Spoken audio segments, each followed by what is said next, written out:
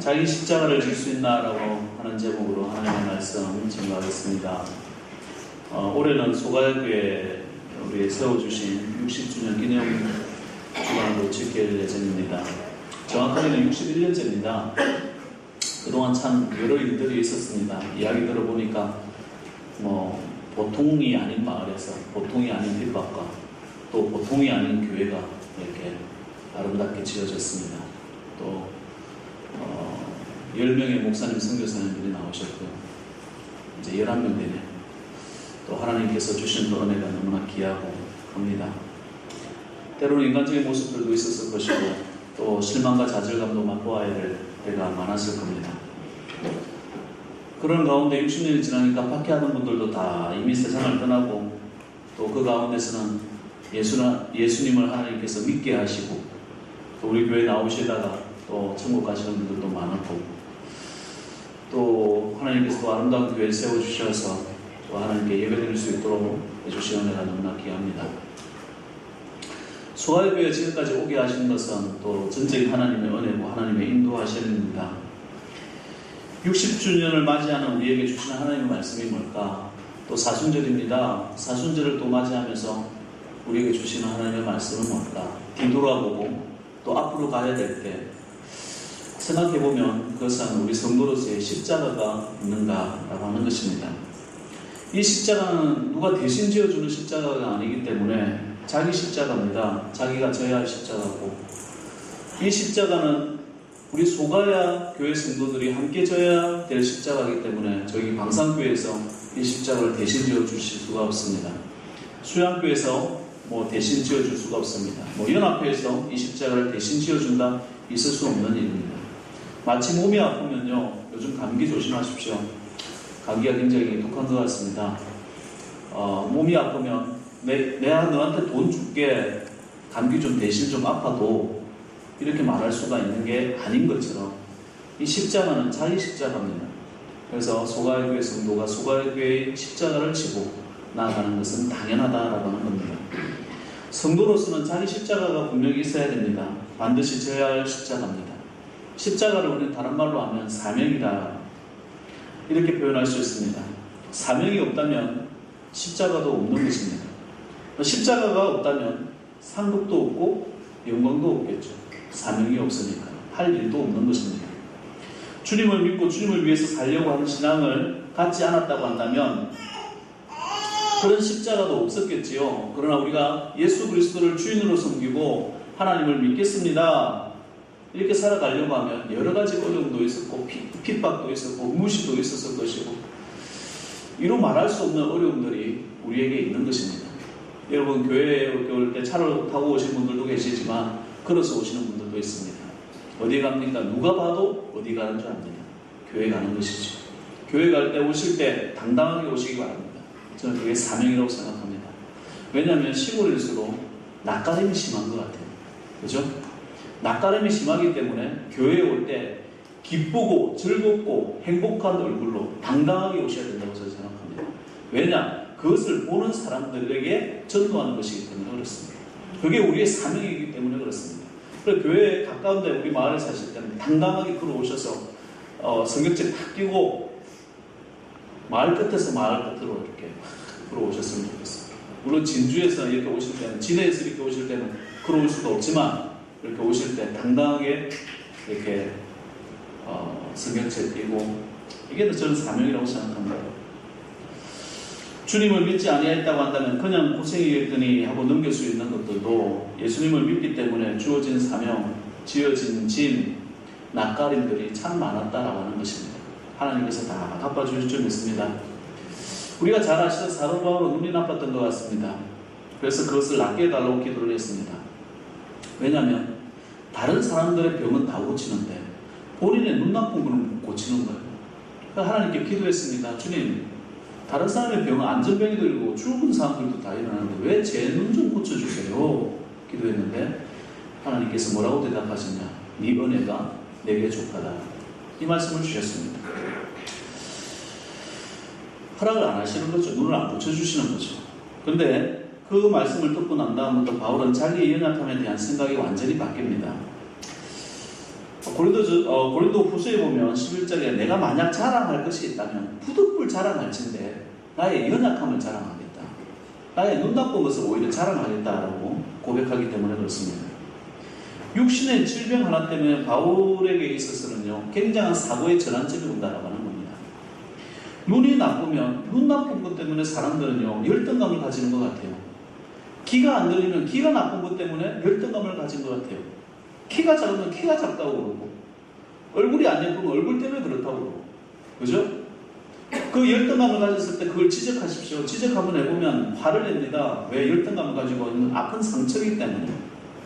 눈 나쁜 사람한테 눈 나쁘다, 귀 나쁜 사람한테 귀 나쁘다, 못생긴 사람한테 아이고 왜 그렇게 못생기셨네요, 이렇게 얘기 한번 해보십시오. 어떤 말이 돌아오는지. 왜? 아픈 상처를 건드리기 때문에 그렇습니다. 귀가 나쁜 동료 목회자분이 계셨습니다. 제가 옆에서 이렇게 이야기를 나누고 권유를 해드려도 안 듣는 것 같습니다. 그러니까 안 듣는 척 하는 건지 아예 안 들리는 건지 제가 이야기를 하고 있음에도 불구하고 자기 주장만 계속 이야기하는 것을 보았습니다. 그러다 보니까 저뿐만이 아니라 주변 사람들 모두에게 그렇게 얘기하는 거예요. 다 고통을 받습니다. 보청기를 하시지요? 라고 했더니 보청기를 하면 귀가 웅웅거린대요. 그래서 몇백만 원짜리가 있는데 귀에 탓을 하는 겁니다. 너희가 나를 맞춰달라는 거예요. 내가 너희들 못 맞춘다는 겁니다. 눈이 나쁘면 사도 바울의 경우는 눈 탓을 해야 되겠죠? 안 보이니까 그렇다. 그런데 사도 바울은 그렇게 하지 않습니다. 내가 눈이 보이지 않는 이것으로 인해서 내가 자랑하겠다. 부득불 자랑할 거 있으면 내가 이런 연약함을 자랑하겠다는 겁니다. 여러분의 컴플렉스는 뭡니까? 그것으로 자랑할 수 있습니까? 하나님의 사역에 그것이 걸림돌이 된다 생각하십니까? 오히려 능력이 되더라라고 하는 겁니다. 사도 바울의 고백이죠. 헬렌 켈러 보십시오. 어릴 때 원래는 기머거리나 이게 말 못하는 사람으로 태어나지 않았습니다. 내막염 때문에 그렇게 됐는데 눈도 안 보이고 귀도 안 들립니다. 그런데 그녀의 약점을 통해 가지고 20세기에 가장 존경받는 인물이 헬렌 켈러였다라고 하는 거예요. 들리지도 않고 볼 수도 없는데 어떻게 공부를 대학까지 나왔어요. 책도 썼습니다. 일본도 여행 갔습니다. 미국과 일본을 아주 친밀하게 만든 사람 중에 한 사람입니다. 자기의 연약함을 가지고 자기의 십자가를 지고 세상을 변화시켜 세상에 오히려 빛이 되고 소금이 된 사람 헬렌 켈러였습니다.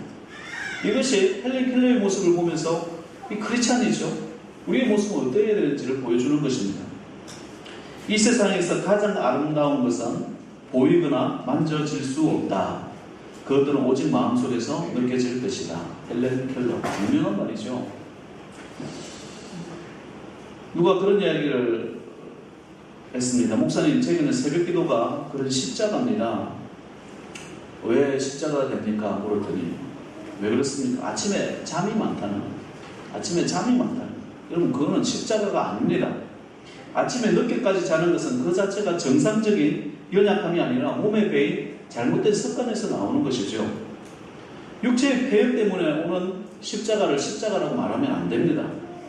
오히려 고쳐야 건강에도 좋고 몸에도 좋습니다. 일찍 자면 되죠. 제가 8시 반에 잔다고 하니까 사람들이 희한하게 여깁니다. 그렇게 일찍 자나? 나는 10시에 잔다. 난 11시에 잔다. 어떤 사람은 12시에 잔다. 난 잠이 안 온다. 이런 분들이 있어요. 잠이 안 오는 사람이 어디 있어요? 잠이 안 오는. 그거 비정상이죠.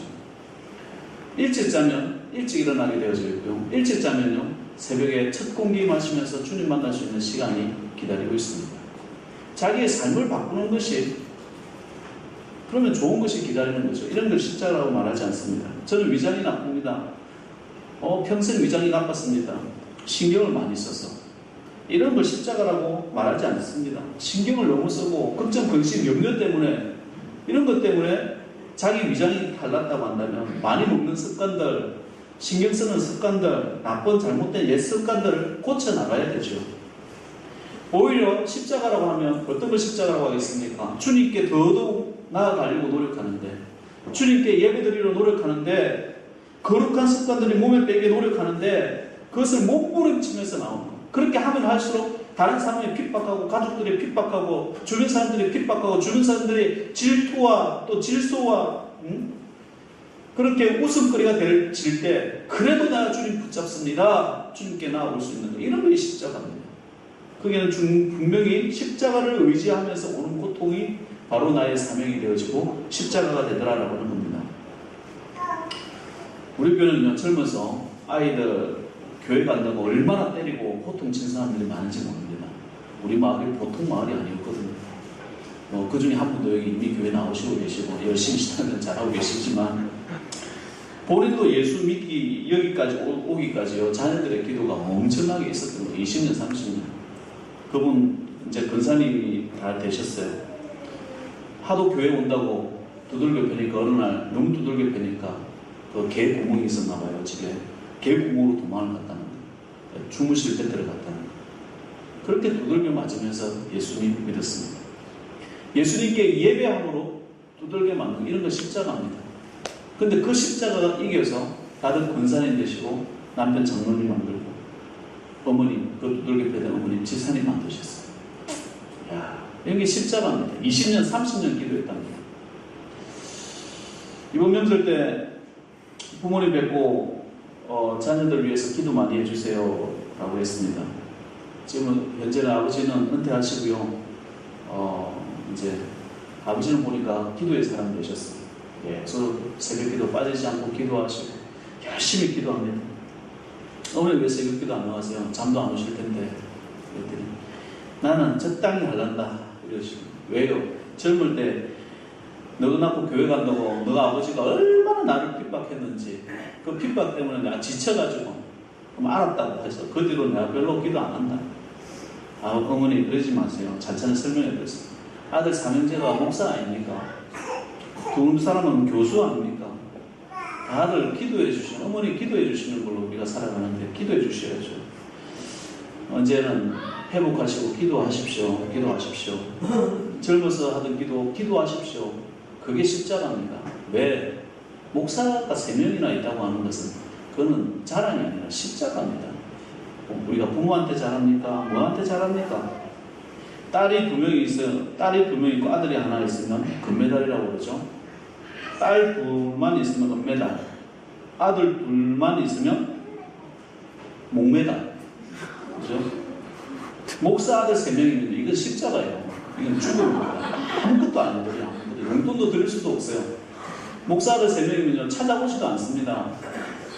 어머니, 아버지, 제가 목회를 하니까 아버지, 어머니 여기 오세요. 해가지고 여기서 부모님이 자식 찾으러 왔어요. 그래서 37절 말씀에 아버지나 어머니를 나보다 더 사랑하는 자는 내게 합당하지 아니하고 아들이나 딸을 나보다 더 사랑하는 자도 내게 합당하지 아니하다. 그래서 내가 합당하지 아니하는 거예요. 아버지 어머니를 더 사랑하면 합당하지 않습니다. 아버지 어머니는 그렇게 이해를 하시서 이렇게 하면서 아버지 어머니를 위로해 드리는 거예요. 그렇지만 자녀가 목사니까 그 사명이라 생각하시고 십자가라 생각하시고 서러워도 참 저희 어머니는 딸이 없는 게 참 서러운가 봐요. 저 둘째 저기 딸이 됐어야 되는데 딸이 됐어요. 안 된 걸 뭐 평생 얘기해봐요. 어떻게 할 거예요. 딸이 됐어야 되는데 저희 십자가입니다. 어머니 기도해 주시오. 기도해 주시오. 그렇게 말한 적이 있습니다. 오늘 예수님께서 자기 십자가를 지고 나를 쫓지 않는 자도 나에게 합당치 아니하니라 이렇게 말씀합니다. 다른 말로 하면 자기 십자가를 지고 나를 따르는 자가 나에게 합당하다. 합당하다는 말은 히라브의 악시오스라는 말입니다. 무게를 달아보다 이런 뜻을 가지고 있습니다. 적합하다. 무게를 달아보니까 가치 있다 이런 뜻을 가지고 있습니다. 합당치 않다라고 하는 것은 가치가 없다라고 하는 뜻을 가지고 있습니다. 누구든지 자기 십자가를 지고 나를 쫓지 않으면 그런 사람은 나에게 가치가 없다. 이렇게 말씀을 적용해도 틀린 말은 아닙니다. 세상적으로 볼 때 어떤 사람이 가치가 있습니까? 높은 지위를 가지고 있으면 가치가 있다고 말합니다. 재물이 많으면 또 가치가 있다고 말하죠. 미모가 빼어나다, 예쁘다, 참 가치 있다고 말합니다. 그래서 연예인들은 몸에 보험도 드는 것 같아요. 얼굴에 상처나면 큰일 나기 때문에 그렇습니다. 몸을 잘 관리하는 게 자기의 가치가 되기 때문에 그렇습니다. 영향력이 있다든지 기술이 있다든지 힘이 세다든지 이런 것을 세상적으로 말하면 가치 있다라고 합니다. 악시오스, 한 사람이다 이렇게 말하죠. 그러나 하나님께는 그렇지가 않습니다. 주님의 계획을 알아서 주님께 초점을 맞추는 그 사람이 악시오스한 사람입니다. 삶의 초점이 세상에 있지 아니하고 하나님께 있고 하나님의 뜻에 있고 하나님의 마음을 품고 이 땅을 살아가는 사람, 그 사람이 악시오스한 사람입니다. 비록 그 사명을 감당하는데 아픔이 있고 고통이 있고 눈물이 있고 찢어지는 고통과 그런 아픔이 있다 할지라도 오히려 그것으로 인해서 하나님을 더 의지하고 더 기도하는 사람, 주님 보실 때 가치 있는 사람입니다. 이 세상에서 가장 불쌍한 사람은 어떤 사람일까요? 교회에 와가지고 교회의 신앙생활 믿음 생활에 와서 자기를 높이는 사람, 자기를 알아달라고 하는 사람, 세상에서는 나를 알아주는데 왜 교회에서는 나를 알아주지 않느냐 이렇게 말하는 사람이 가장 불쌍한 사람입니다. 교회에서 직분을 맡는 것이 마치 어른 대접을 받는 것처럼 생각하는 사람들도 있습니다. 그 직분을 세상의 영광이라고 생각하는 거, 이 부끄러운 사람입니다. 오히려 그런 직분을 받았을 때 더 두려워하고 더 낮아지고 더 겸손해야 된다고 하는 것이죠. 천국에 가면 두 번 놀란다고 합니다. 나같이 쓸모없는 사람이 어떻게 천국 왔나 이것 때문에 놀라고, 세상에서 생각했을 때 저 사람은 천국에서 상이 컸어야 되는데 왜 천국에 왔는데 상이 이거밖에 안 되냐, 이름도 빚도 없는 사람이 더 큰 상을 받는 것을 보면서 두 번 놀란다고 그래요. 여러분, 이 땅 살아갈 때에 우리 잠깐입니다. 정말 안개와 같이 지나가는 것 같습니다. 일주일에 얼마나 빨리 오는지 모르겠습니다. 여러분, 이 땅을 살아갈 때 원칙을 하나 가진다고 한다면 나는 자기 십자가가 있는가 한번 체크해 보시기 바랍니다. 나는 어떠한 사명으로 이 땅을 살아가고 있는가, 어떠한 십자가를 하나님께서 나에게 주셨는가, 이것을 한번 챙겨보시기 바랍니다. 많은 그리스도인들이 하나님께로부터 사랑을 받았지만 자신의 인생을 향한 하나님의 특별한 계획을 모른다라고 고백을 합니다. 우리의 존재가 하나님을 사랑을 받기 위해 나는 사랑받기 위해 태어난 사람, 이렇게 찬양을 할지 모르지만 맨날 사랑만 받아서는 안 됩니다. 사랑을 받았다면 사랑을 주기 위해서 그 아픔과 고통도 감내해야 되더라라고 하는 것입니다. 하나님의 사랑 안에서 자신에게 주신 분명한 사명이 무엇인가, 자기의 십자가는 무엇인가, 이것을 느껴보아야 된다는 것입니다. 깨달아야 된다는 것입니다. 사순절 기간입니다. 이 십자가를 깨닫는 시간이 되면 좋겠습니다. 하나님 소가의 교회를 저희들을 섬기고 있지 않습니까? 어떤 사명 주셨습니까? 나는 무엇을 해야 합니까? 또 여러분들에게 생명 주셨지 않습니까? 이 생명이 있는 날 동안에 저는 무엇을 해야 됩니까? 어떻게 고난받아야 됩니까? 어떤 십자가를 져야 합니까? 왜 많은 크리스찬들이 경건 생활에 열심을 내지 않습니까? 왜 많은 사람들이 기도에 열심을 내지 않습니까? 생명 걸만한 일들이 없기 때문에 그렇다고 합니다. 내가 안타까워하고 내가 눈물 흘릴 만하고 그런 고난과 고통이 없기 때문에 기도하지 아니하고 경건 생활에 집중하지 아니하고 하나님을 찾지 않는다고 해요. 어떤 신학생이 신학교를 가서 목사님께 한 질문입니다. 고등학교 때까지는 열렬하게 기도하고 열심히 기도하고 주님을 찾았는데 신학교 오고 공부하면서부터는 제가 기도하지 않습니다. 기도 자리에 앉아있어도 기도의 내용들이 나오지 않습니다. 얼마 안 있으면 목사가 될 텐데 왜 이렇게 간절히 기도가 되지 않을까요? 그때 목사님이 이런 답변을 했다고 합니다. 열렬히 살고 있습니까? 그 학생이 가만히 있으니까 열렬히 살지 않는데 열렬히 기도가 나온다면 그것은 정상적인 사람이 아니지요. 이것은 우리에게도 적용이 된다고 생각합니다. 여러분은 열렬히 살고 있습니까? 열정적으로 살고 있습니까? 그렇다면 내가 열정적으로 기도할 수밖에 없다라고 하는 것입니다. 얼마나 열정적으로 삽니까? 주님을 위해 뚜렷한 목표를 갖고 그것을 위해서 최선을 다해 나가고 있다고 한다면 고난받아서 사는 것을 즐겨야 됩니다. 어려워서 사는 것 즐겨야 됩니다. 주님을 위해서 이런 삶을 살고 이 일을 위해서 주님을 위해서 죽겠노라고 다짐한다면 기도할 수밖에 없고 주님 붙들 수밖에 없고, 주님을 붙잡으니까 하나님께서 길을 열어주시고 일어나지 않을 일들이 일어나는 것을 우리는 기적이라고 하지 않습니까? 기적을 체험하고 경험하며 나아가는 인생이 되더라라고 하는 것입니다.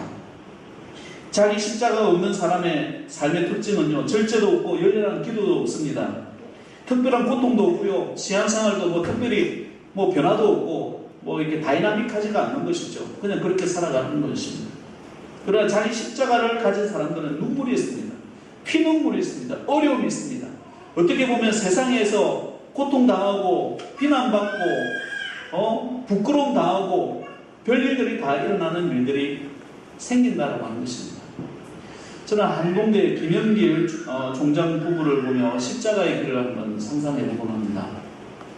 인터넷에 뭐 간증도 나옵니다. 한번 집에서 한번 들어보시면 좋은데 2014년에 19년의 임기를 마쳤습니다. 불과 한 2년 전의 이야기죠. 서울대 공학부 출신입니다. 아주 성공할 인생이고 부자로 살아갈 인생입니다.